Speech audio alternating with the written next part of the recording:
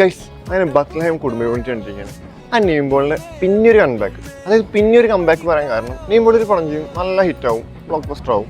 അതിനിടയിലൊരു സാധനം വരും, അത് കറക്റ്റ് അടിക്കേണ്ടി പോകും. പിന്നെ ഇടയിലൊന്ന് വരും, പിന്നെയും ബ്ലോക്ക് ബസ്റ്റർ ആവും. ഇത്തവണത്തെ ഓണം നീംബോളി അവിടെ തൂക്കിയിരിക്കുകയാണ് ഗൈസ്.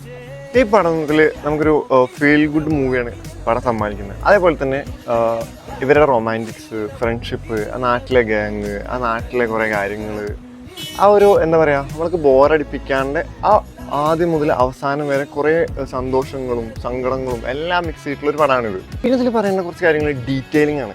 അതായത് ഇവരുടെ നീംബോളിലെ കണ്ണിൻ്റെ ആയിക്കോട്ടെ, മമിതയുടെ കണ്ണിൻ്റെ ആയിക്കോട്ടെ, അവരുടെ എക്സ്പ്രഷൻസ്, അവരുടെ മൂവ്മെൻറ്റ്സ്, അങ്ങനെ പെട്ടെന്ന് കുറേ കാര്യങ്ങൾ ഇതിൽ എടുത്ത് കാണിക്കുന്നുണ്ട്. അത് തന്നെ ഇവരുടെ കുറേ ഓർമ്മകൾ, മെമ്മറീസ് ഉണ്ടായിരുന്ന സ്ഥലങ്ങൾ, അതിങ്ങനെ സെക്കൻഡായിട്ട് ഇങ്ങനെ എടുത്ത് കാണിക്കുന്നുണ്ട്. അത് തന്നെ നമുക്ക് കാണുമ്പോൾ തന്നെ ഇവർ അവിടെ ആ സ്പെൻഡ് ചെയ്ത സ്ഥലം, ഇവിടെ സ്പെൻഡ് ചെയ്ത സ്ഥലം, അങ്ങനെ കുറേ കാര്യങ്ങൾ ഇതിൽ കാണിക്കുന്നുണ്ട്. ഇതിൽ പറയേണ്ട ഒറ്റയാൾ പോരാട്ടം ഗ്ലിക്സൺ, ഓ മൈ ഗോഡ്, എന്താ എൻ്റെ അഭിനയം! അതായത് നമ്മുടെ പ്രേമത്തിലെ ഒരു കോഴി ഉണ്ടായില്ലേ, അവൻ്റെ ഷർഫുദ്ദീൻ്റെ അതേപോലത്തെ ഒരു ക്യാരക്ടറാണ് നമ്മുടെ ഗ്ലിക്സൺ.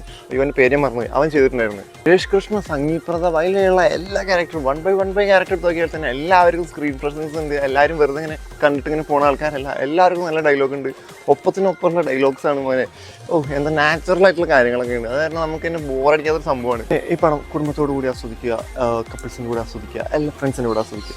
സിംഗിൾസ് ആയിട്ട് പോകുന്നവർക്ക് കുറച്ച് മനപ്രയാസമൊക്കെ ഉണ്ടാവും ഈ പടം കാണുമ്പോൾ. നമുക്ക് എന്തുകൊണ്ട് ഇങ്ങനെ ഒരു റിലേഷൻഷിപ്പ് ഉണ്ടായിരുന്നില്ല അങ്ങനെയൊക്കെ തോന്നാൻ സ്വാഭാവികമാണ്. അപ്പോൾ ഇത്രയൊക്കെയാണ് ഈ പടത്തിനെ കുറിച്ച് പറയാനുള്ളൂ. മാക്സിമം തിയേറ്ററിൽ പോയി കാണുക. അപ്പോൾ ഈ ഓണം ബത്ലഹേം കുടുംബ യൂണിറ്റ് കുത്തിയിരിക്കുന്നു ഗൈസ്. അപ്പോൾ ഓക്കെ, ബൈ ഗൈസ്.